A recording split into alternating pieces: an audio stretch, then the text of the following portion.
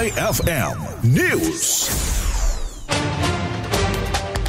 Ronda Barangay umaarangkada sa bayan ng Jones, Isabela. Narito ang report ni Idol Zaira Kuntapay.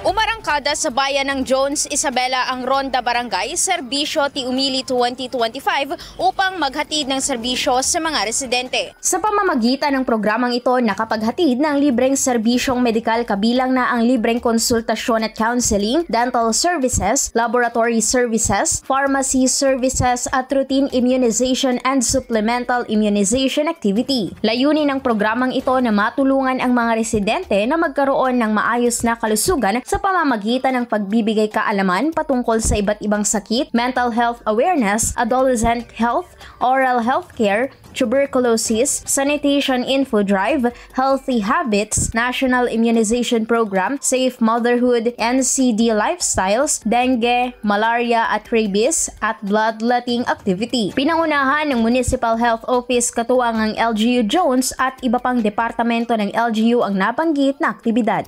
Idol, nanunuyo ba at humihina ang elasticity o pagbanat ng balat? Bumababa ang fat level sa ilalim ng balat, gayon din ang collagen availability sa katawan. Kaya naman 50 pa lang mukha ay kulubot na.